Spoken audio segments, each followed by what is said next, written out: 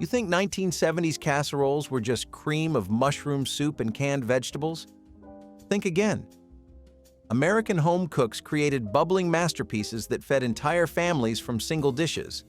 Comfort food that has since vanished from our ovens. Let's dig into 30 forgotten casserole recipes from the 1970s that have disappeared. Corn pudding is a dish that may not have been as grand as the rest so far, but it was a simple DIY casserole that made your day. Corn pudding was made with stewed corn and thickening agents that helped give it a pudding or custard-like texture. However, it was not typically baked in a traditional casserole case. Instead, it had a custard dish that the pudding would go into and then be baked in. Now, down in the South, this was the food gospel. People just loved it all over, especially in less urban areas where corn was widely and daily consumed, particularly during times of economic uncertainty when households had to cut corners in the kitchen. Corn pudding was a cheap and easy-to-make casserole that was not too shabby. Nowadays, people like that have moved more to poaching local wildlife than taking Mother Nature's gifts, and as a result, corn pudding went extinct too. The hang down and sharing a meal. Zucchini and cheese bake was the sneaky vegetable casserole that showed up everywhere during the 1970s garden boom, back when folks were growing zucchinis the size of baseball bats and scrambling for recipes to use them up. You would shred fresh zucchini, mix it with eggs, shredded cheese, and breadcrumbs, and bake until it turned into a golden, bubbly dish that somehow got even the pickiest eaters to eat their veggies. This casserole was a lifesaver during peak garden season when you could not give zucchini away fast enough. It popped up in community cookbooks, gardening magazines, and handwritten recipe cards swapped over backyard fences. Some folks added herbs or even ground beef to make it heartier, but most kept it simple and cheesy. Over the years, as backyard gardens shrank and prepackaged veggies took over, zucchini bakes like this quietly slipped off most dinner tables. But for the families who remember pulling this cheesy, veggie-packed casserole out of the oven, it brings back memories of homemade meals. Of all the southern dishes out there, spoon bread may be one of the most overlooked. Call it strange. It is not cornbread, not pudding, but in between and very, very delicious. Picture a dense cornbread sandwiched with butter, which has to be eaten with a spoon. That's spoon bread. And when you bake it in a casserole, the flavors that come to your home are nothing short of heavenly southern flavors. My grandma had perfected this recipe over the years. She had a way in which she mixed the ingredients to achieve a fine texture that resulted in a perfectly golden brown loaf when baked. I think that the composition of the spoon bread casserole is all about the proper texture. It is very soft and fluffy, easily crumbles on the tongue, and contains a somewhat pronounced corn taste, which allows it to complement almost any dish. Finally, place a pat of butter on top, and what you have is a bite that's buttery, cozy, and simply delicious. It is one of the examples of dishes that do not aim to be trendy. They just become one. If you've never had spoon bread, you're in for a surprise because there's really nothing like it. It is the epitome of comfort food, and after having a taste, it just leaves me wondering where this food has been all my life. If you think turkey noodle casserole wasn't the only way of using up leftover turkey from the fridge, turkey tetrazzini was another delicious dish you could make the morning after Thanksgiving. This casserole typically started out with a base of spaghetti, along with a creamy sauce that's usually made from a combination of broth, cream, and sometimes cream of mushroom soup and vegetables like peas, carrots, or celery. It was named after the Italian opera singer Luisa Tetrazzini, who was known for her performances in the early 20th century. The dish is believed to have been created in the early 20th century, coinciding with Tetrazzini's rise to fame. Many recipes included cheese, such as parmesan or cheddar, which made it kid-friendly. This was another great example of how Graham could make something so delicious out of leftovers that might have otherwise gone to waste. You might have never. This one is definitely something that did not sit well with some while it was something being served at every dinner for others. The tuna noodle casserole was a divider, a controversy raiser, if you will, and one that set people into arguments across every forum, thread, and tweet out there. Some people said that America was too stuck in the brief moments where it hit culinary gold and needed to experiment more if it wanted to recreate those highs. Others said there was no need of messing up a dish that worked fine on its own, always has, and already has 100 different versions. So what you had was something you had to ask your friends if they were okay with, or else you were ordering out. When you see it from that angle, tuna noodle casseroles could never have really lasted too long. Just rice casserole with mushroom soup was the shortcut dinner that got American families through busy weeknights for decades, especially when time and money were both in short supply. You would mix cooked rice with shredded chicken, pour in condensed cream of mushroom soup, maybe toss in some peas, and bake the whole thing until warm and bubbly. It was creamy, comforting, and designed to make leftovers stretch a little farther.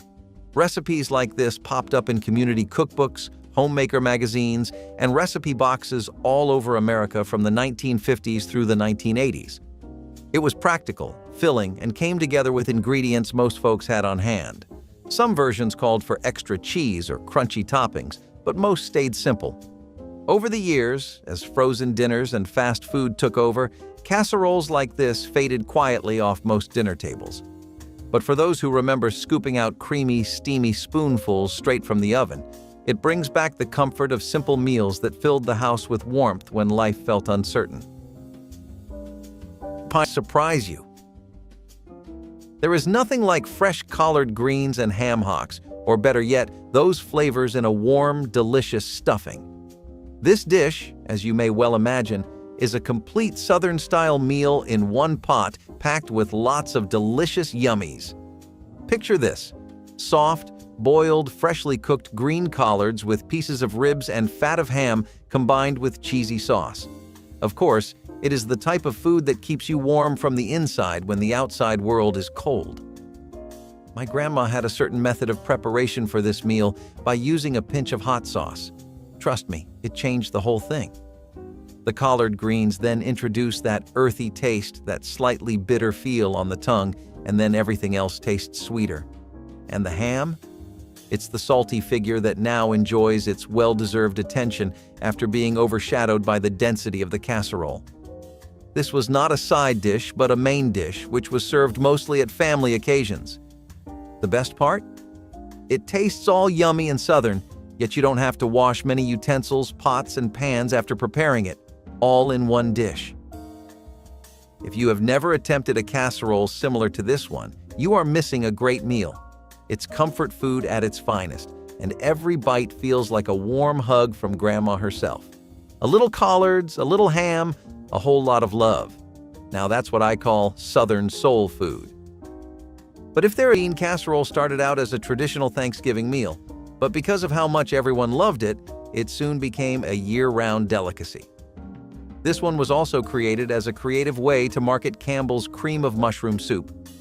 When canned soups first hit the food aisle at grocery stores, many people were skeptical about them.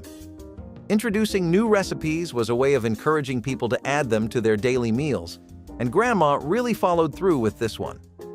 The original recipe, known as the green bean bake, was developed by Dorcas Riley, a home economist at Campbell's.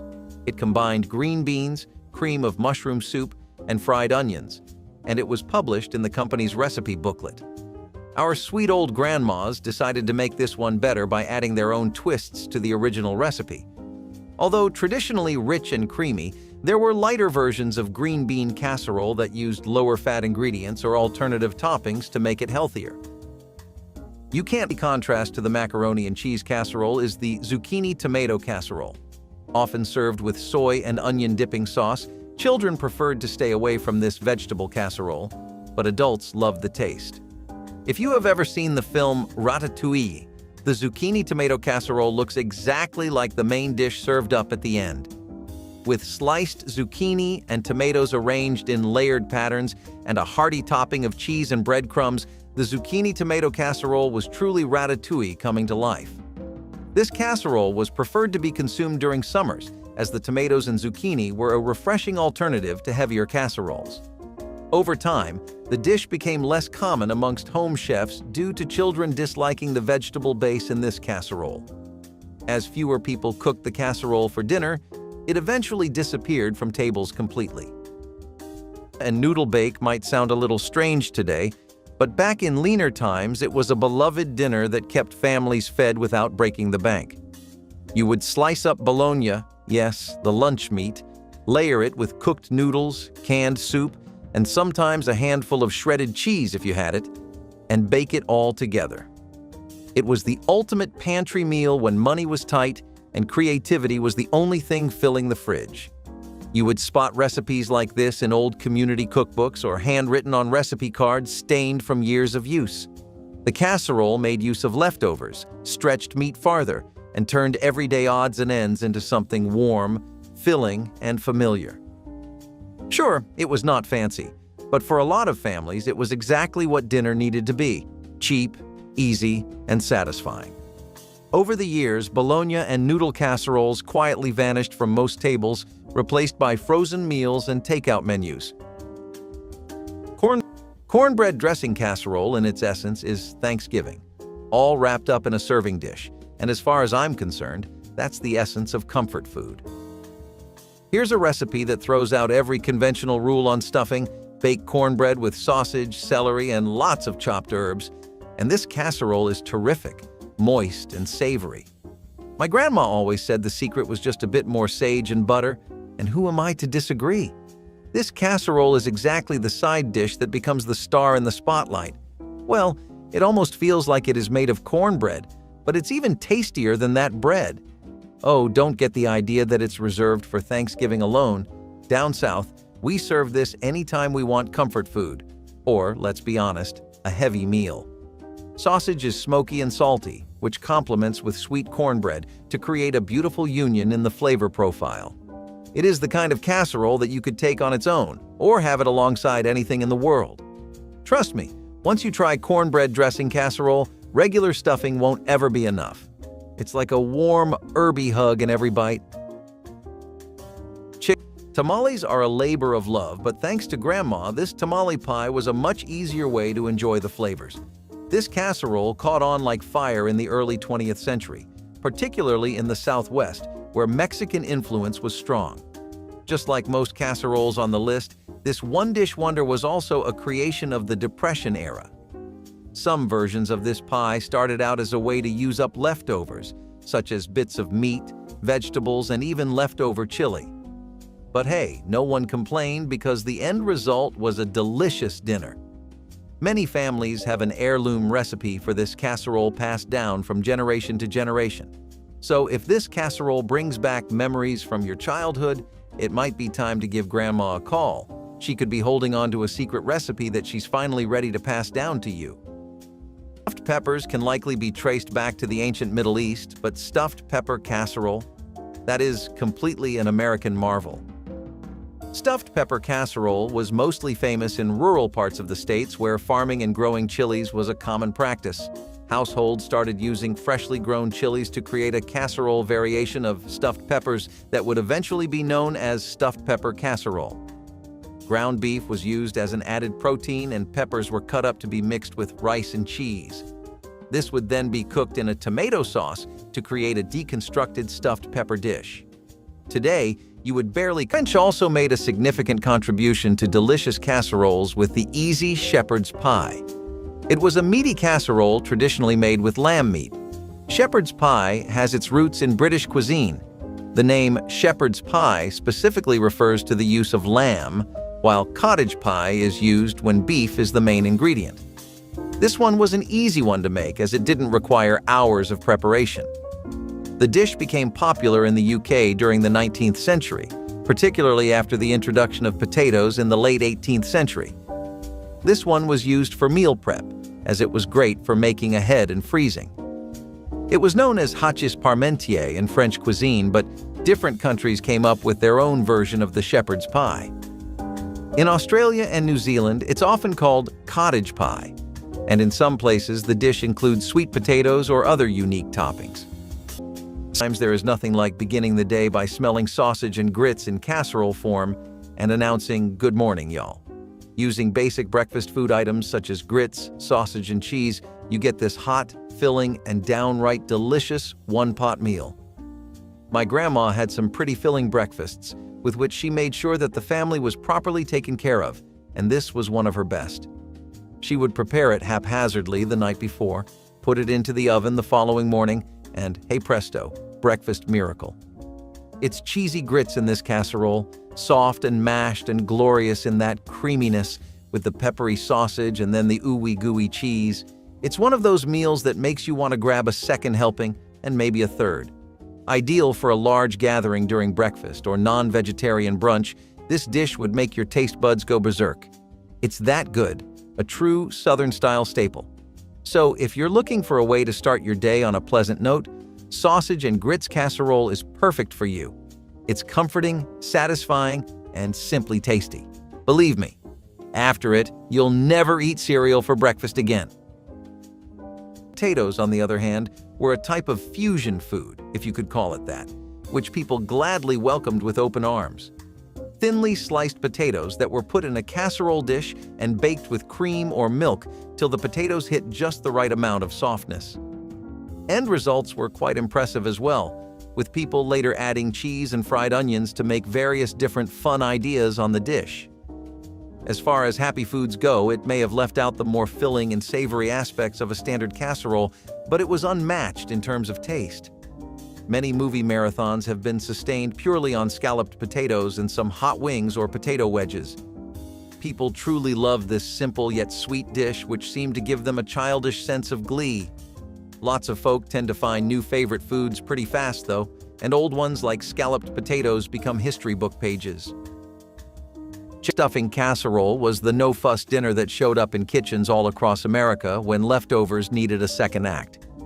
You would take cooked chicken, layer it with boxed stuffing mix, pour on some broth or cream soup, and bake until bubbly and golden. It was the perfect recipe for stretching leftovers after Sunday dinner, holidays, or whenever the fridge looked sparse. Old cookbooks were packed with versions of this casserole, promising an easy, hearty meal with ingredients you probably already had. It brought together savory stuffing, tender chicken, and creamy sauce into one warm, filling bake that fed the whole family. Some versions called for vegetables like peas or carrots tossed in, but most folks kept it plain and practical. Over the years, casseroles like this faded away as frozen meals and fast food took over weeknight dinners. But for anyone who remembers the smell of stuffing crisping in the oven and the simple comfort of a one-dish meal, pork chop Hoppin John casserole isn't just food, it's practically a lucky charm in casserole form. And as my grandma would say, this Hoppin John casserole will bring good luck in any form.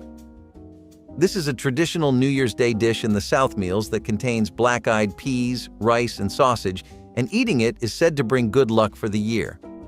My grandma prepared it every New Year without exception, and she believed that it would actually help lay us a prosperous new year. Traditionally, Hoppin John was a simple one-pot dish, and the casserole version takes that classic up a notch. Black-eyed peas supposedly represent coins, and eating them was believed to bring wealth and fortune. While I haven't exactly become a millionaire from it, I can say it's one of the most comforting dishes around. Tastes are rich with every grain and every chew, with the smallest hint of smoke and a lot of meatiness. My grandma would put green bell peppers and onions in it to spice it up, though it was close to being a jambalaya casserole. But the smell alone is well worth making this dish, and it is like a little piece of Southern hospitality wafting up from the oven. Whether it brings luck or a great dinner, Hoppin John casserole is a must-try for anyone who loves Southern comfort with a bit of tradition. While the Southern states were enjoying Tex-Mex cuisine, the Northern states were all about Italian flavors, and baked ziti was a staple on the dinner table. Now, even with its Italian roots, you wouldn't typically find this one in Italy. This casserole was created by grandmas who were Italian immigrants to the States and adapted traditional pasta dishes to suit the ingredients available in their new country. Baked ziti was pretty much the long-lost cousin of lasagna, with the classic version including ziti pasta, marinara sauce, ricotta, and mozzarella cheese. The ziti pasta used in the dish was tubular and smooth, which makes it ideal for holding onto the sauce and cheese. This one was a hit at Sunday dinners and had everyone coming back for seconds. Macaroni and cheese casserole had a proud and very cherished career in that bright period, after things like tamale pies became more popular. Also, It is one of the only pasta and cheese casserole dishes to really work. Turns out, two foods known for being a reliable friend when in need of one become your bestie when you put them together. Almost too soft, completely filled with cheese and chewy hot macaroni with all the perks of a casserole, this dish was a certified MVP of the 70s and 80s. However, it eventually got out of hand when people began creating excessively fatty versions with more cheese, sausages, and other toppings. Since then, it has gone down in rank because you gotta care about your gut too, you know? A healthy and shared. Baked macaroni and ham casserole was a frugal, filling dinner that made leftover holiday ham stretch long after the feast was over. You would stir chopped ham into creamy macaroni and cheese, pour it into a casserole dish, and bake it until golden and bubbling. The result was crispy on top, creamy in the middle, and hearty enough to keep everyone full. This casserole showed up in old community cookbooks, scribbled on index cards, or clipped from magazines promising leftover makeovers. It was an easy way to turn odds and ends into a cozy dinner with familiar flavors and simple steps. Some folks added peas or breadcrumbs, but even plain, it was pure comfort food. Over the years, casseroles like this have slipped from most kitchens, replaced by boxed meals or frozen options. But for those who remember scraping crispy cheese from the edges of the baking dish, it brings back the feeling of stretching ingredients, feeding the family, and finding comfort in simple, homemade meals when money and groceries were tight. Sausage. Who knew cabbage could be so deliciously tempting to get our mouths watering? Scalloped cabbage casserole does that to a plain vegetable and makes it shine in the spotlight. Grandma reserved this dish for those special occasions where she wanted to catch us off guard, and believe me, she succeeded. This casserole is made of soft cabbage, a lovely creamy sauce, and a delicious crunchy breadcrumb crust.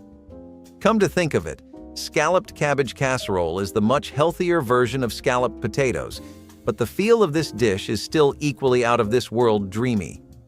It's the type of dish that will make you say to yourself, wow, cabbage can really be a tasty vegetable. Also, it's mostly savory and remarkably satisfying. That's combined with the crispy breadcrumbs, and the cabbage is perfect for soaking up all that lasagna cheesiness. It is a great idea for anyone who is trying to sneak a veggie or two onto the dinner table. Take a little bite and suddenly, one will find him or herself having an insatiable craving for cabbage. Now, let's hit pause on the hearty casseroles and turn our attention to a timeless classic, chicken pot pie. The dish became especially popular in the US during the mid-20th century with the rise of frozen meals. Brands like Stouffer's helped bring chicken pot pie into the frozen food aisle, and it soon became a favorite. I'm sure you already know, but it's a type of meat pie with a top pie crust consisting of flaky pastry. Different regions have their own takes on chicken pot pie. For example, in the southern US, it might feature a biscuit topping instead of a traditional pie crust, while other regions might use different seasonings or ingredients. This delicacy isn't only famous on menus. Chicken pot pie has made its way into literature and pop culture. For instance, it's featured in various novels, movies, and TV shows as a symbol of home and comfort. Here's another one that takes hearty inspirations from our Mexican neighbors. Enchiladas casseroles were the talk of the town when they first showed up. See some people randomly combining foods that work just fine. Solo are not mad scientists. They are real visionaries, and there is a tunnel with a light at the end only they can see. In this case, the luminescence came from the light bulb that went off in people's heads when they thought two things. Why not use layered tortillas with enchiladas and other vegetables? Kick it up a notch with a sauce that actually worked in casseroles paired with cheesy meat, and you had a winner. Every winner must let go of their championship belt someday, and these were no exception. Yet old-fashioned bread and tomato bake was a Depression-era classic that turned stale bread and canned tomatoes into a filling, practical dinner when groceries were few and far between. You would cube up leftover bread, soak it in seasoned tomatoes, sprinkle on herbs if you had them, and bake until crisp and golden. It was simple, resourceful, and made the most of pantry staples that otherwise would have gone to waste. Recipes like this showed up in old cookbooks from the 1930s through the 1950s, passed down by families who knew how to stretch ingredients. It filled bellies, kept food costs low, and turned humble scraps into something satisfying. Some versions added cheese or onions, but most stayed plain and frugal. Over time, these bread-based casseroles vanished from most kitchens as convenience foods and modern trends took over. But for anyone who remembers the smell of tomatoes and crisp bread baking, it brings back the ingenuity of home cooks who knew how to make something comforting out of next to nothing. Liver and rice. The humble rice and gravy casserole represents true vintage comfort food at its best. It's very basic, but it's just one of those meals that comforts you like nothing else. My grandma would take leftover rice, make a rich, savory gravy, and bake it all together into a dish that's so cozy you'd want to curl up with it on a rainy day. To me, the beauty of this casserole is its gravy. It's prepared using leftover fats from a roast beef or chicken, and so it is as rich as the sound of its name suggests. When placed with rice in the oven, the grains absorb that goodness to the last inch, and this becomes the tastiest side dish of all time. It's simple, but it's tasty, and can be combined with almost everything. The best thing about it is if you have leftover rice at home and you're searching for any recipe to use it, this is perfect for you. It's simple as can be, and the taste down home delicious without any pretense of gourmet flair. This next one remains a favorite at the holiday dinner table. I'm talking about the cheesy hash brown casserole. This dish is also known as funeral potatoes because it is commonly served as a side dish during traditional after-funeral dinners. However, it is also popular at potlucks and other social gatherings, sometimes under different names. The dish usually consists of hash browns or cubed potatoes, cheese, onions, cream soup or a cream sauce, sour cream, and a topping of butter with cornflakes or crushed potato chips. It typically uses frozen hash browns, which makes the preparation quick and easy. While it was often served as a side dish, cheesy hash brown casserole was also enjoyed for breakfast or brunch. Now, that's a breakfast I'd never skip. Moreover, this dinner meal is so famous that during the 2002 Winter Olympics in Salt Lake City, one of the souvenir food pins featured this casserole. Of course, fine dining and delectable foods are the perfect themes to start our list, and there is no better dish to represent that than chicken divan. Chicken casseroles stuffed with broccoli, cheese, and a special sauce. Not just any sauce from down the alley, this was the signature taste of the Divan Parisian restaurant, which actually invented chicken divans in New York City around the early 20s. Hence the association with fine dining, and its price matched its aesthetic. Like seriously, this thing cost you $1 and then some back then. Naturally though, everyone could not spread their bank account, so do-it-yourself, cheaper alternatives of the dish came around. For those who could get it, they would gladly shill out their wallets for something so divine though, and that is the saddest part of it all. You could not find an authentic chicken divan anywhere if you tried even in a home chef's kitchen. In contrast, rice pudding casserole was the humble, sweet dessert that showed up in American kitchens when there was not much to spare, but everyone still wanted something comforting to end the meal. You would mix cooked rice with milk, sugar, eggs, and maybe some raisins or nutmeg, pour it all into a casserole dish, and bake until golden and set. It was simple, filling, and made the most of leftovers, especially in homes where wasting food was never an option. You would spot this recipe in old church cookbooks, community fundraiser pamphlets, and scribbled notes tucked inside kitchen drawers. It was a dessert that made rice, a pantry staple, feel a little special, especially after a long day of hard work or tough times. Some folks added cinnamon or a dollop of jam, but most kept it plain and practical. Over the years, as flashy desserts and store-bought sweets took over, rice pudding casseroles like this quietly slipped off the menu. But for those who remember scooping out warm, creamy spoonfuls, it brings back the simple joy of making do with what you had and still finding something sweet.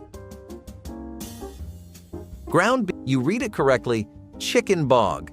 But do not worry, it is not as swampy as it sounds. Chicken bog casserole is a lot like a delicious soup of tender chicken, scrumptious sausage, and the mouth-watering rice it is made from. It's, if you will, the complete opposite of the casserole version of a Southern comfort hug that this soup is on paper. My grandma prepared chicken bog for each family reunion, and there each time members used to like it. According to legend, it is named bog because of its heavy texture. This stuff makes you bogged down with delight. They tell me it's a lot like jambalaya or gumbo, but, neater or more scoopable, and it's all cooked in casserole. That's because chicken bog is a homegrown South Carolina lowcountry dish that was once cooked during large events for extended families. There are many directions to achieving the perfect chicken bog, but the key to the dish is the chicken broth that reabsorbs into the rice and sausage. And did you know that this particular meal is believed to be a descendant of southern rice plantations, making it all the more interesting in terms of history? Just a heads up, it is not for the faint of heart, literally and figuratively. This is essentially a hearty casserole sort of dish, and those who are reading this and planning to prepare it might find themselves serving. It's classic Southern soul food and great for big gatherings of family or just for a family movie night kind of night. Eggplant in the fridge? Consider it your lucky day because that used to call for Grandma's legendary turkey noodle casserole. This casserole made mornings after Thanksgiving something to look forward to. This was the go-to recipe for using up leftover turkey and noodles after Thanksgiving or Christmas. All Grandma had to do was mix in the ingredients and add a topping made from breadcrumbs, crushed crackers, or even fried onions. Like most of the casseroles on this list, this was also a one-dish wonder and didn't require much labor. And Gram used to be tired from making us a grand feast the night before, so this was an easy way to serve something delicious on the dining table without putting in too much effort. This was a kid-friendly meal that appealed to even the pickiest eaters. What's not to love about a creamy sauce and some noodles all drenched in cheese? While we have one creating a luxury eating experience and the other being a healthy way to enjoy a classic, beef and noodles casserole is something that simply raises questions.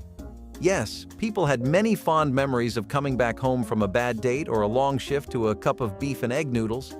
Lines have to be drawn just as much as delectable food needs to be consumed, and Americans drew theirs by putting it in a casserole.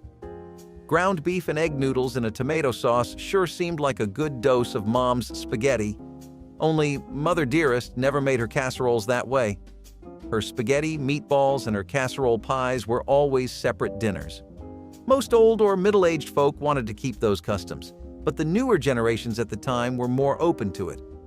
Popular among the young crowd bold enough to try out new dishes, it eventually faded away as more and more people rejected the mix. Scalloped casserole that came from Latin American cuisine and worked really well, which is the infamous Mexican egg casserole. Typically stuffed with popular Mexican spices and chilies, along with eggs baked into a dish jam packed with cheese, this meant that you had no worries. Ordering this meant you were getting twice the bang for your buck. No tastes were coming close to the area of flavors this was in, and none that tried to copy it succeeded. See, American flavors do work, but they often have a certain blandness. Spices are not as prevalent in traditional American cuisine, and dishes like these help fill that gap. Mexican egg casseroles were a common find at any Latin American diner or restaurant, perfect as takeout, a meal to enjoy on a date, or even as a treat to savor all by yourself. Nowadays, most restaurants do not commonly sell this casserole anymore, but some old-school Mexican joints may still make a mean one. Creamed corn casserole is like a hug in a baking dish, warm, sweet, and oh so satisfying. This was a staple at every family gathering, and the smell alone brought me back to my grandma's kitchen. She would cut fresh corn cobs into small pieces, add in butter, fresh milk, and occasionally sugar, then heat until it turned into a warm, golden yellow delicacy. The thing that makes this dish so special is that it's creamy, but you still get the bite of whole kernels. There is a sweet corn flavor, however, that combines with buttery, crisp flavors. And if you add some cheese or crushed crackers on the top, then it's game over. This is one of those recipes that's simple but packed with flavor, the kind of comfort food you just keep coming back for. It's not Thanksgiving without it, and once you try it, you'll see why it's a Southern classic. Maybe Eggplant Parmesan casserole is another Italian classic that became a favorite in the United States. Eggplant was often a challenge to serve to picky eaters, so Grandma got creative and found a way to sneak it into delicious dishes, which resulted in the creation of this hearty dish. In Italy, it's better known as Parmigiana and is a popular gourmet dish.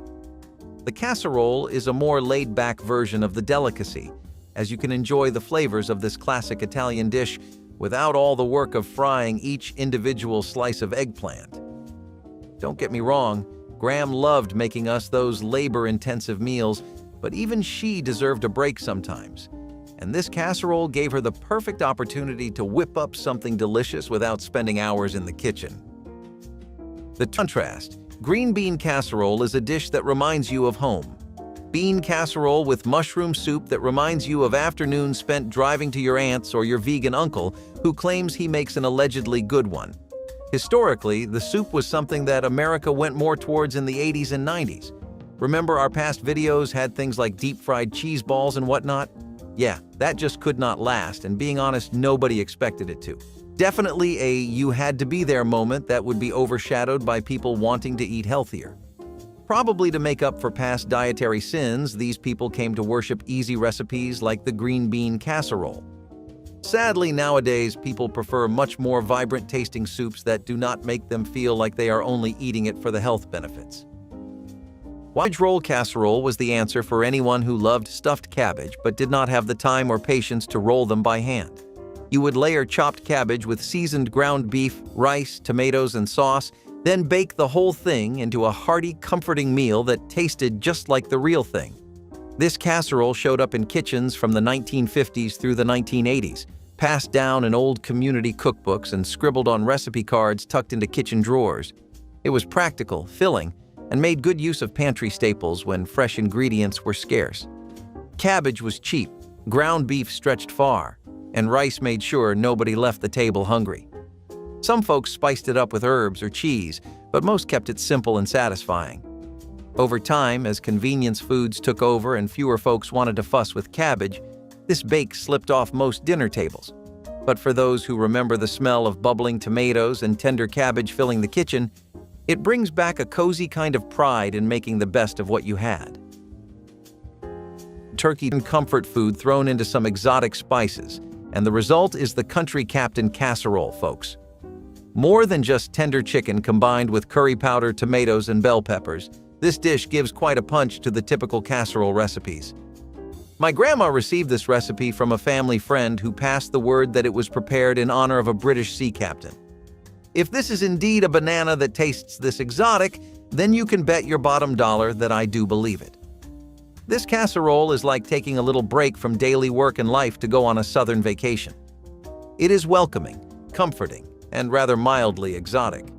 The sweetness of the bell peppers and spicy curry powder was perfect, but I brought the flavor down just a tad with the southern comfort of chicken and rice. Also, each time you decide to take a bite, it will be soft rice, tender chicken, and that sauce with the tingle of spiciness. It's one of those casseroles where you keep returning for the next serving because it has an entirely different flavor in the mouth. If you are bored with the same chicken casserole recipe, this one will have your taste buds alive, and maybe even your sense of adventure. You might just find yourself craving a little captain in your life. Let's be honest, no one did casseroles quite like the Southerners, and their classic cornbread casserole spoke for itself. Cornbread has been a staple in many grandma's kitchens for generations. It's often passed down through family recipes, with each grandma adding her own unique twist. This is one of the most famous members of the casserole families and was a staple at family dinners and potlucks. The best part? Anyone could make it. Yes, it was that easy. You just had to mix the ingredients, pour them into a baking dish, and let the oven do the work. It was a great everyday dinner, especially for busy cooks looking for a fuss-free meal. You could also customize this casserole and experiment with different types of cheese. Here is a casserole that came from Latin American cuisine and worked really well, which is the infamous Mexican egg casserole. Typically stuffed with popular Mexican spices and chilies, along with eggs baked into a dish jam packed with cheese, this meant that you had no worries. Ordering this meant you were getting twice the bang for your buck. No tastes were coming close to the area of flavors this was in, and none that tried to copy it succeeded. See, American flavors do work, but they often have a certain blandness. Spices are not as prevalent in traditional American cuisine, and dishes like these help fill that gap. Mexican egg casseroles were a common find at any Latin American diner or restaurant, perfect as takeout, a meal to enjoy on a date, or even as a treat to savor all by yourself. Nowadays, most restaurants do not commonly sell this casserole anymore, but some old-school Mexican joints may still make a mean one. Pineapple cheese casserole was one of those quirky dishes that popped up at southern potlucks and church gatherings, and somehow stuck around long enough to be remembered fondly by anyone brave enough to try it. You would mix canned pineapple chunks with shredded cheddar cheese and top it all with buttery cracker crumbs before baking it into a sweet, salty, and surprisingly addictive casserole. It sounds odd, but it worked, especially on tables already filled with baked hams, fried chicken, and every casserole under the sun. This dish showed up in old church cookbooks, handwritten recipe cards, and potluck spreads from the 1950s through the 1970s, making use of pantry staples when fresh ingredients were scarce. Some versions leaned sweeter with extra sugar, while others embraced the salty, cheesy goodness. Over time, pineapple cheese casseroles slipped quietly off modern menus as trends moved toward more familiar comfort foods. But for anyone who remembers the first bite of melty cheese, sweet pineapple, and buttery topping, it is a reminder that sometimes the strangest combinations bring the most unexpected comfort. Meatball brown casserole is as if you popped a large breakfast in the oven, in the form of a hot, cheesy dish with potatoes and ham. My grandma called this her feeding crowd dish, because no matter the number of people to be served, this casserole was ever satisfying. This is the sort of casserole you don't have to fuss too much over. You just mix in ham you have left over, some hash browns from the freezer, and as much cheese as you desire, but when it comes out of the oven, it looks like you labored over it all day. The texture of this casserole is simple comfort food at its best. The ham adds a quality of smokiness and enhanced saltiness that goes well with the buttery texture of the potatoes. And even general food coverage with drained cheese is nothing short of miraculous. As I mentioned before, you can eat this dish for breakfast, brunch, or dinner. There's really no wrong time to serve it. It's the ideal dish to make if using stale ham, and as you well know, folks of the southern parts of the United States do not waste any good ham. Trust me, once you've tasted ham and hash brown casserole, then this breakfast casserole will be a regular staple at your family table. This is without any doubt easy, super hearty, and certainly very tasty. Speaking of veggie casseroles, the cabbage roll casserole was another hit on the dinner table. Don't we all love some good old-fashioned cabbage rolls? Well, this recipe took the labor-intensive meal and turned it into something simpler while retaining all the delicious flavors. Now this casserole has its origins in Eastern European cuisine, where cabbage rolls are a staple. It was a combination of recipes found in countries like Poland, Russia, and Hungary. Cabbage casserole not only tasted delicious, but also provided many health benefits with every bite. Cabbage is a nutritious vegetable that's rich in vitamins C and K, fiber, and antioxidants. Delicious and healthy. What's more to ask? You may be familiar with broccoli casseroles, but did you know that pearl onion broccoli bake was a popular variant amongst people who enjoyed broccoli but wanted more from their casserole? This scrumptious recipe uses broccoli florets and pearl onions that are cooked in a creamy sauce made using heavy whipping cream and cream cheese. Do not let the creamy cheese sauce distract you from the fact that pearl onions have numerous health benefits attached to its name, like cardiovascular health and being an antioxidant. Vegetarian families across the state welcomed the dish onto their dinner tables because of how delicious and healthy it was. Given that the recipe required only a few ingredients, the cheap nature of the recipe made it popular amongst working-class and middle-income households as well.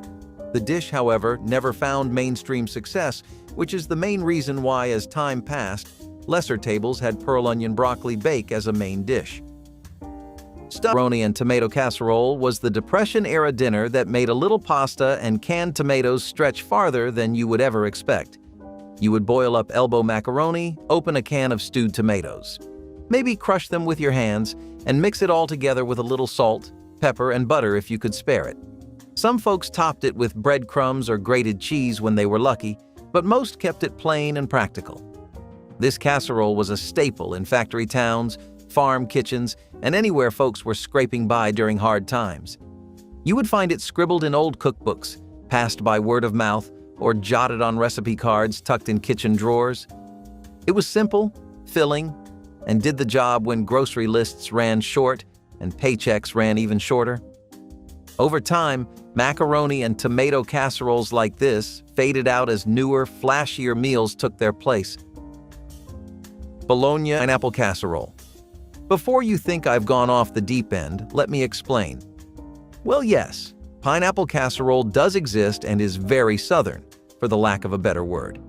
My grandma used to call it the sweet and savory surprise, and she was right on the money about that. This quirky recipe combines chunks of juicy pineapple with sharp cheddar cheese and a buttery, crunchy cracker topping. It's the ultimate don't knock it till you try it dish. Picture the pineapple being sweet, the cheese being salty and sharp, and the crackers being buttery. It is just odd, yet it is good. As a kid, I assumed this was pineapple on pizza done right, down here in the South. It's a side dish that people commonly brought to Southern holiday meals, and with it they brought sweetness to an otherwise meat-centric spread. If you are daring, pineapple casserole will be a discovery for you. A little history lesson. Other casseroles like this became popular with Southern women during the middle part of the 20th century as they explored cooking with canned fruit. My grandma stated it is best eaten with ham, although she didn't quite explain what makes ham and this dish such a great pairing. So if you are willing to change your idea about what casserole can be, this sweet, savory, and slightly provocative dish is for you. It might just... Let's start the video with a classic, the Johnny Marzetti casserole. If you grew up in Ohio, I'm sure you've had this beef and macaroni casserole. Now, this casserole was named after a real person. Johnny Marzetti was named after the brother of Teresa Marzetti, an Italian immigrant who opened a restaurant in Columbus, Ohio in 1896. This dish was the restaurant's most popular offering and soon became the talk of the town. In the 1950s and 1960s, Johnny Marzetti was a common item on school lunch menus in the Midwest. That's because of its kid-friendly ingredients. The best part about this one was that it could be made in advance and baked just in time for dinner, which means you didn't have to visit Grandma for this one every time. The key to a good Johnny Marzetti was the cheese blend. It was typically made with a combination of cheddar, provolone, and Parmesan cheese. The Hamburger Helper casserole takes the flashiness factor and ups it to a 10 unlike corn pudding. Blurring the lines between a casserole and lasagna, this dish also blurred the lines between a simple Tuesday baking session and a literal gift of God. Consisting of pasta, hamburger patties, and a cheesy sauce layered on top, this mixture was then baked into a casserole. As you kept getting deeper into the behemoth, the more irresistible it would get. Although this dish was really high in saturated fats and calories, most doctors recommended avoiding trendy foods like these for their link to heart problems too. Hence, people took much more cautionary attitudes toward their line blurring, making Hamburger Helper pizzas a thing of the past. Now let's put all in spaghetti casserole was the go-to dinner when families wanted the comfort of spaghetti night but needed it to feed a crowd and stretch farther. You would layer cooked spaghetti with tomato sauce, scatter homemade or frozen meatballs on top, cover it with cheese, and bake it until bubbly and golden. It took the familiar flavors of spaghetti and meatballs and turned them into one easy, oven-baked dish. This casserole popped up in the 1960s and 1970s family cookbooks, clipped from magazines or scribbled on recipe cards. Some folks added extra sauce, others tossed in veggies, but the basics stayed the same. Hearty, filling, and a great way to stretch ingredients. Over time, it disappeared from most dinner tables as frozen pasta meals and takeout pizza replaced old-school casseroles. But for anyone who remembers pulling a bubbling pan of cheesy, saucy spaghetti from the oven, it brings back the cozy feeling of family dinners when everyone gathered around for a simple, satisfying meal that made the most of what was on hand. Cheesy is one of those foods people either love or don't like at all. So if something could turn an eggplant hater into a lover, it would be this creamy and cheesy casserole. Coined eggplant and cheese casserole is your average comfort food with the addition of green vegetables. Eggplant is cut lengthwise into thick pieces, sautéed until soft, and then enjoyed between tall heaps of melted and stringy cheese.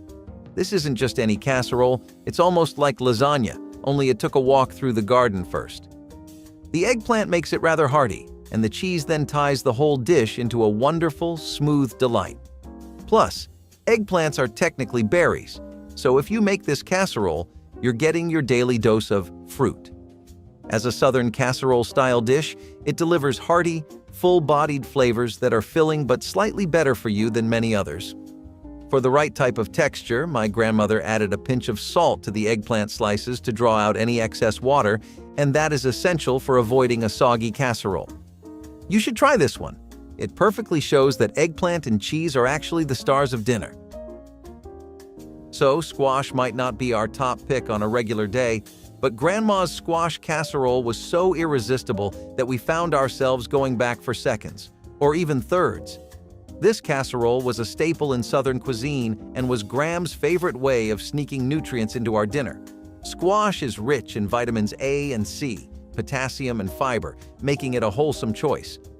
Now, this dish was typically famous in the summer when squash was available in abundance, but you could freeze the veggie and enjoy it all year round too.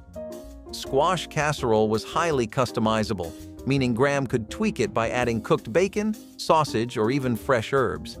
The secret ingredient that gave this bad boy its unique taste was a dash of hot sauce, so next time you attempt making this dish for a potluck, don't forget the key ingredient. Thank me later! Leftover turkey, put the Frankenburger casseroles and chicken pot pies aside and go back to a real icon like the shepherd's pie. Your mother knows of this, her mother knows of this, her mother's dad knows of this, and his fourth cousin had this every year for family gatherings. Not an exaggeration by any means, the shepherd's pie really was just that loved across every state. Just simple meats like lamb or ground beef cooked or minced to their limit, baked and topped with mashed potatoes in a casserole. Literally, what more does a person even ask of a plate of food? Can we get much higher? Was the question on most chefs' minds, as shepherd's pie was hard to improve on, making the market highly competitive. No one had one unique standout shepherd's pie, and most were as good as each other. Of course, that meant great things for customers, but sadly, those days of privilege and good-tasting casseroles are gone now. Shepherd's pie is more a southern tradition than a statewide phenomena now. Cheesy rice and sausage bake was one of those hearty, filling casseroles that carried families through the tough times of the 1970s, especially when every dollar counted. You would cook up some rice, brown slices of spicy sausage, mix it all with shredded cheese, and bake until it came out bubbling and golden. It was simple, practical, and came straight from those old, spiral-bound cookbooks or recipe cards passed between neighbors. The beauty of this casserole was how flexible it was. Swap the sausage for whatever meat you had, toss in extra vegetables if they were lying around, and dinner was done. It fed a crowd, filled the kitchen with that unmistakable cheesy aroma, and made sure nobody left the table hungry. Over the years, casseroles like this quietly disappeared as trends moved toward prepackaged meals or quick microwave dinners. But for anyone who remembers spooning out cheesy, steamy helpings of rice and sausage on cold weeknights, it was a reminder that sometimes the best meals came from simple ingredients and a little resourcefulness. Macaroni crab cakes could pinch your taste buds? Then wait until you get to know what is called the deviled crab casserole. Just think savory flavors of crab, but make it creamy, spicy, and baked right into a delicious casserole. This dish combines seafood with a traditional southern flair and is then put into an oven. My grandma always told me if I was going to eat crab, it should be done right. And for her, right meant a casserole made of lump crab meat, buttered breadcrumbs, a dash of paprika, and a dose of creamy sauce you could sing to. This dish of deviled crab casserole is on the hearty side, but also not without an appealing heat to perk up the senses. This recipe gives you all the flavor of crab, both briny and sweet, with the warm spice of the South, all in one bite that is scoopable. I swear to God, this casserole is something like a performance at the theater. And if you love seafood as much as I do, get ready for it to become your new favorite thing. Really, all you need to do is pick it up with a fork, poke it to the core with your utensil, and shove it into your mouth, and you'll be able to fully appreciate all the butteriness, spiciness, and crab flakiness that the casserole is offering. You'll be hooked. It's the epitome of Southern. Remember when Campbell's cream of mushroom soup and canned tuna were the stars of the food aisle back in the day? Well, Grandma took those humble ingredients and spun them into her classic tuna noodle casserole. During the 1950s and 1960s, convenience foods were all the rage, and tuna noodle casserole fit the bill perfectly. It was a post-World War II creation and was whipped up in no time with ingredients already on hand. Plus, it was a classic comfort food that brought everyone together at Graham's dinner table. During the mid-20th century, tuna noodle casserole was a mainstay in American cookbooks and cooking magazines. It was often featured in advertisements and was promoted as a quick and easy dish for the busy homemaker. This one fell out of flavor, but thanks to the recent revival of noodle dishes, we might see this one back on the menu soon. In the meantime, why not dust off Grandma's old cookbooks and bring it back yourself? Chicken and rice casseroles, despite employing similar ideas of basic dishes that work great along with a fine casserole, did not hit as well as people thought it would. The textures of grilled chunks of chicken with rice, gravy, or a spicy sauce and cheese were not appealing.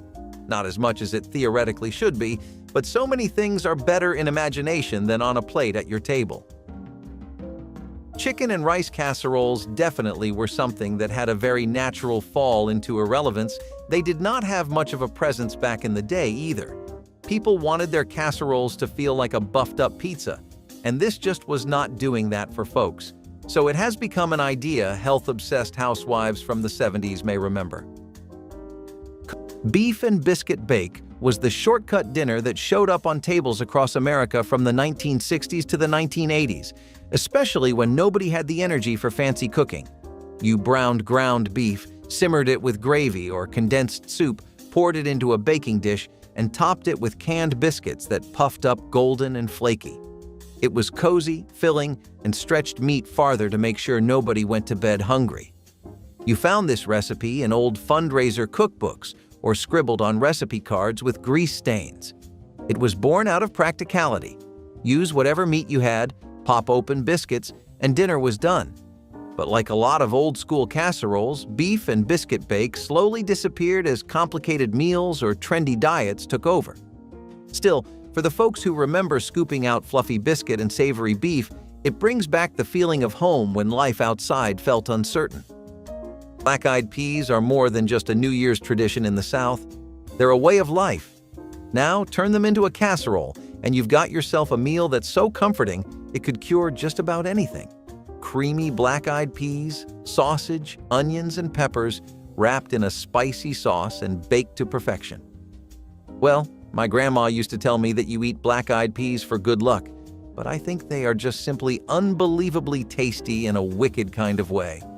This is not just a vegetable dish, but rather a whole meal on its own, which can make you very happy after eating it. Rich with the smoky taste of sausages and earthy flavored black-eyed baby peas, every bite is a memorable one. And the best part? It's so easy to whip up. It is not even funny.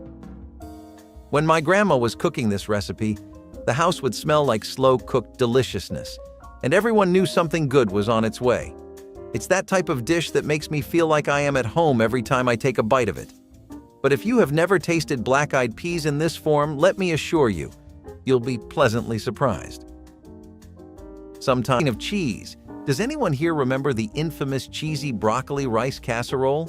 I'm sure you have childhood memories of running away from this one because of the broccoli. Yeah, wasn't broccoli everyone's biggest enemy growing up? Well, this casserole made you hate the green veggie a little less.